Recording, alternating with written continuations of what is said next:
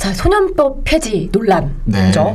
요즘 사실 아동 청소년 범죄에 대한 어떤 그 언론의 노출이 이런 것들이 굉장히 많아요. 네. 뭐 어린아이가 아파트 옥상에서 아령이랑 벽돌 계속 던지는 거, 이건 좀 약간 습관적으로 몇 번 일어났다고 하더라고요. 그래서 이런 사건도 있잖아요. 네네네. 특히 이제 이렇게 어린 학생들이 맞아요. 이렇게 좀 이렇게 잔인한 그런 행위를 할 수 있나 매번 놀라게 되고, 보다 보면은 좀 어려서 진짜 뭐 겉대가리가 없어서 그런 말 싶기도 하고, 또 아니면은 본인들이 자기가 어린 걸 알기 때문에 이 소년법 적용을 받으면서 처벌 뭐 적게 받거나 뭐 안 받는다 뭐 이제 이런 식으로도 그걸 또 인지하고 있기 때문에 그 부분을 또 심각하게 보는 이제 관점도 있고요. 그래서 결국은 소년법을 폐지해버리자. 그냥 그런 똑같이 논란가 잘못한 나오는 거는 거죠. 네. 똑같이 처벌하자. 뭐 이런 이야기도 나오고. 네.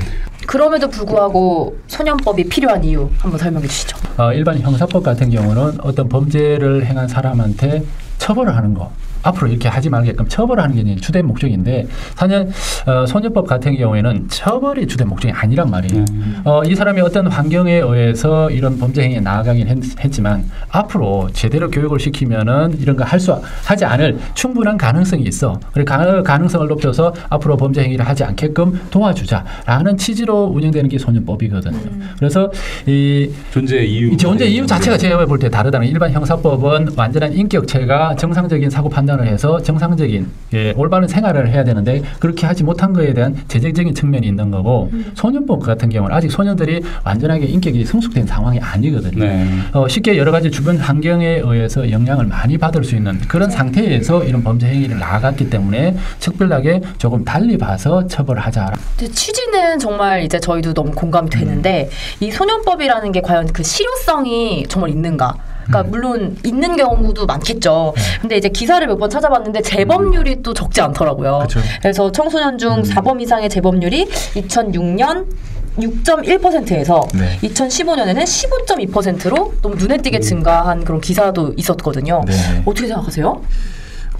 퍼센트율 증가했다라는 거는 사실 두 가지 요인을 다 볼 수도 있어요. 교화가 안 된 거 아니에요, 그러면? 그러니까 아예 교화가 안 된 것다는 측면이 한 가지가 존재할 수도 교화가 더 있고요. 어려워진 세상. 또 그만큼 적발이 잘 되고 있다는 얘기가 될 수도 있어요. 제가 생각할 땐 그래요. 적발률이 높다. 그러니까 과거보다 훨씬 더 많이 열심히 적발하고 있다. 그리고 조금 더 이제 말씀드리고 싶은 거는 유용성, 실효성에 대한 얘기들을 지금 사실 많이 우리 하잖아요. 네. 없으면 어떨까요?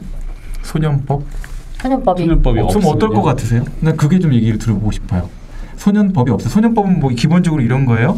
소년이 10세부터 14세 사이에 있거나 10세부터 19세에 있으면 걔네들은 보호 처분하겠다. 그 법이 없어졌다. 그냥 일반 형사처벌한다. 다. 나이 어리든 말든. 어때요? 어떨 것 같으세요?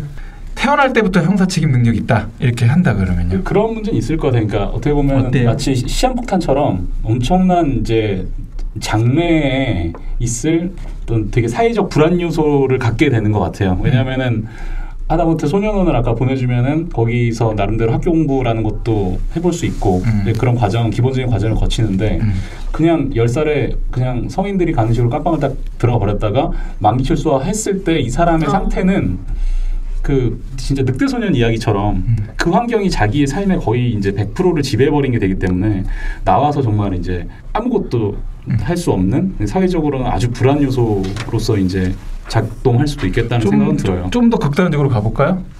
만 4세, 5세? 요새 그런 일 많이 생기잖아요. 어린이집에서 성추행 사건, 뭐 최근에도 생긴 것도 있고. 자, 여기도 형사 책임 물을 수 있다. 조사하고 체포할 수 있고 영장 칠 수 있다. 어때요? 마음에 만족하세요? 저한테 왜 그러세요? 저는 좀 폐지 싫어요. 이제 그래서 이제 이런 걸 이제 하다 보면은 다른 나라나 이제 그런 사례들이 이제 좀 궁금하거든요. 어떤 생각을 가지고 있길래 어떤 나이로 소년을 보고 있는가 뭐 이런 생각도 들고. 그래서 보면은 심지어 7세도 있어요. 물론 18세도 있지만 아까 말씀하신 4-5살이랑 그렇게 아주 큰 차이는 안 난단 말이죠. 물론 이제 지금 얘기 기본은 이제 다 어떻게 돌아온 걸 보면 그래서 어느 정도 선에서 가이드라인이 있긴 있어야 된다. 그 언더로 내려가는 건 아니고 대신 그 언더의 발을 어디다 놓을 것이냐의 문제는 필요하다. 이제 이 정도 선인 거죠.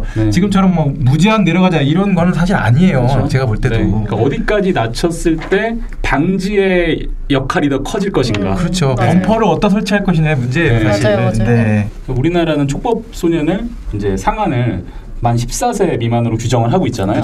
다른 나라들도 보통 뭐 이 정도로 설정을 하는지 아니면 좀 차이가 있는지. 이제 우리나라가 10세부터 만 10세부터 처분이 가능해요. 네네. 만 10세부터 14세까지 미만인 경우를 우리가 이제 범죄를 저질렀다 하더라도 보호 처분만 가능하다라고 해서 법을 저촉했다.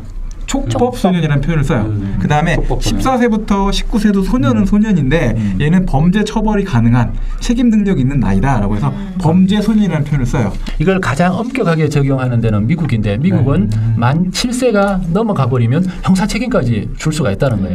전국이 다 적용되는 거예요? 그런데 이게는 형사 미국 같은 경우는 주별로 법이 다르잖아요. 그래서 일정 특정 주의 경우에 7세고 또 8세가 되는 경우도 있는 것 같더라고요. 근데 전반적으로 따라서 굉장히 큰 영향을 받네요. 뭐 혜택 받는 걸 수도 있고 아닐 수도 있고 뭐 그럴 수도 있는 것 같아요. 소년법 개정과 관련해서 논란이 좀 심해지는 게 사람들이 응당 이제 받아야 하는 벌을 단순히 나이가 어리다고 뭐 봐준다 사실 이런 정서에 대한 거부감이 있거든요. 그렇죠. 그래서 피해자들의 마음은 뭘로도 정말 헤아릴 수 없겠지만 그렇죠. 청와대 청원도 있었고 조심스럽게 좀 이야기를 해보자면 뭐 민사적으로라도 뭐 부모나 법정 대리인한테 좀 책임을 물을 수 있는 방법 또 있을까요? 민사에도 마찬가지로 어떤 민사에 따른 손해배상 책임을 하려면 내가 책임을 질 수 있는 어떤 능력이 되어야 되거든요. 그렇죠. 이제 좀 표현을 책임 변식 능력이라고 하는 건데 이런 아이들 같은 경우는 그런 책임 변식 능력이 없는 경우가 대부분이에요. 그렇기 때문에 그럴 경우에는 이제 부모님한테 책임을 물을 수 있는 조항이 있어요. 그런 경우에도 무조건 사실은 이제 부모님한테 물을 수는 없는 거고 어떤 아이가 다른 사람한테 어떤 가해를 해서 손해가 발생을 하면은 그 가해를 한 아이를 부모님이 잘 돌봤더라면 그런 행위가 일어나지 않았을 텐데 부모가 소홀히 해서 그런 결과가 발생하게 되면 그것을 부모님한테 대신 손해배상을 물을 수는 있어요. 그런데 그 아이한테 직접 어떤 손해배상을 묻고 그러기는 힘들어요. 그러니까 그런 아이는 형사처벌도 안 받게 되고 어떤 민사적인 책임도 안 묻게 되는 거죠.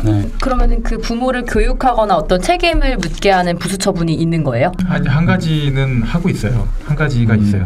보호자 특별교육명령이라는 게 나가거든요. 보호자 특별. 그럼 아까 우리가 말한 1호에서 10호 외에 다른 별도의 이제 외에도 이제 붙일 수 있는 처분이 있어요. 10호에 들어가는 처분은 아니에요. 그거는 이제 소년한테 하는 처분이고요. 그런데 별도의 처분인데 보호자 특별교육명령이라고 해서 8시간 동안 수강명령이에요. 사실 아버지 교육, 어머니 교육.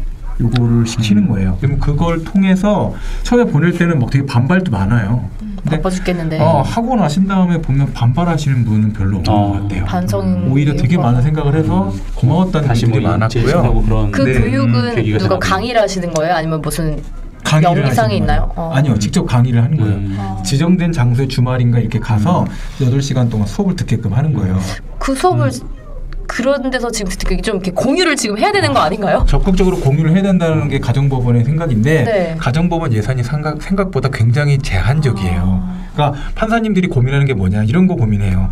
예를 들어서 지금 상태로 보면 6호의 시설이 좀 더 확충돼 있고 교육이 좀 더 안정적이면 얘를 집에 지금 안 보내고 6개월이라도 환경으로부터 좀 분리시키고 싶은데 꽉 차 있는 거예요. 맞아요. 꽉 차서 못 보내요. 그다음에 얘는 6개월은 사실 이제 가서 보내면 6개월은 뭔가 하나를 제대로 얘한테 습관을 안 치기에 시간이 너무 짧다라고 사람들이 또 얘기하더라고요. 그러면 6 플러스 6을 해서 1년 정도 이렇게 돼서 해야 되는데 처분이 6개월 되니까 들어가서 적응하는데 한 달, 2달. 그렇죠.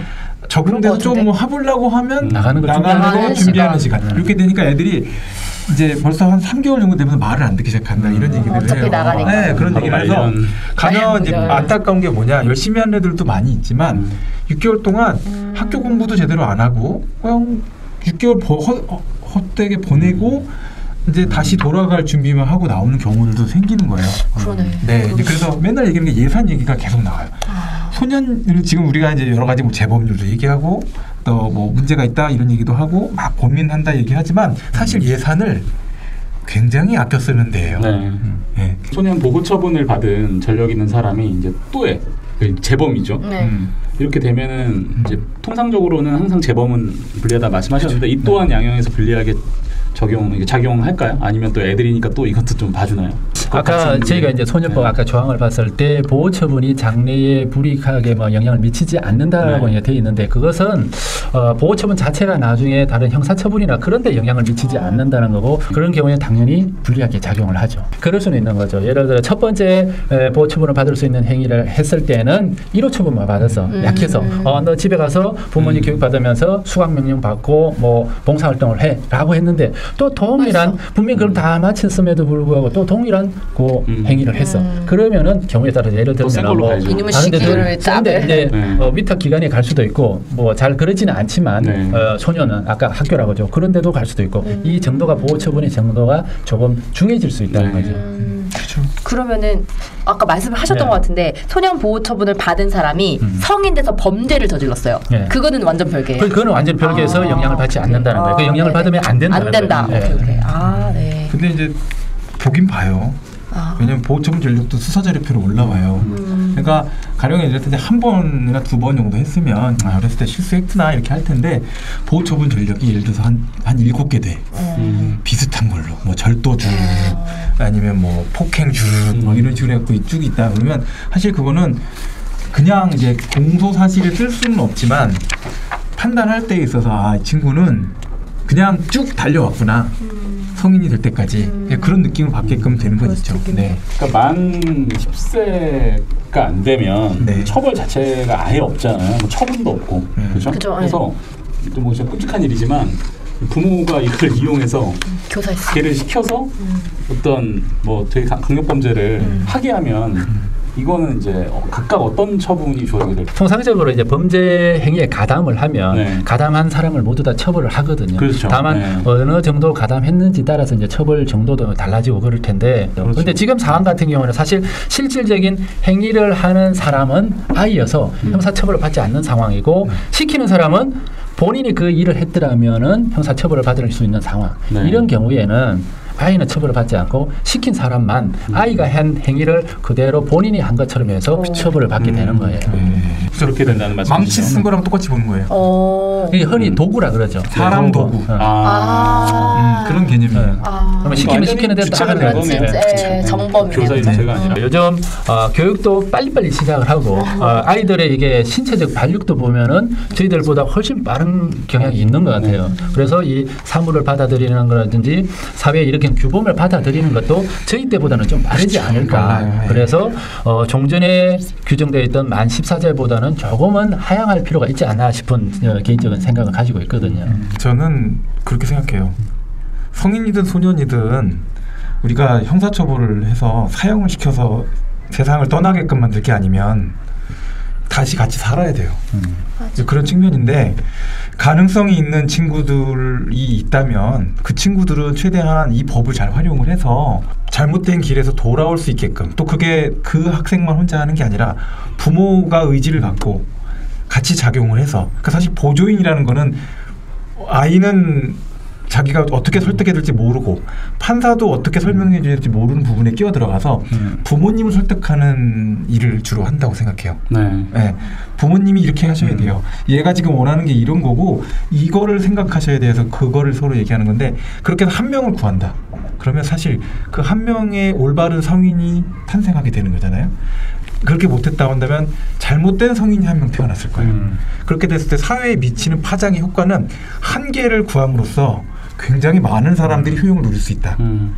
그런 점에서 소년법은 굉장히 소중한 법이다라고 생각해요. 소름 돋았어요. 보듬도 되고. 너무 좋았어요. 소년법에 대해서 저희 쭉 살펴봤는데 저 오늘 가서 각자 우리 아이들 꼭 좀 안아주시고 이야기 들어주시고 우리 보시는 청중들, 청취자분들도 꼭 좀 그렇게 하셨으면 좋겠습니다. 네, 다음번에는 더 재밌는 주제로 만나 뵐 텐데요. 기대해주세요. 궁금한 점 있으면 댓글 바로 남겨주세요.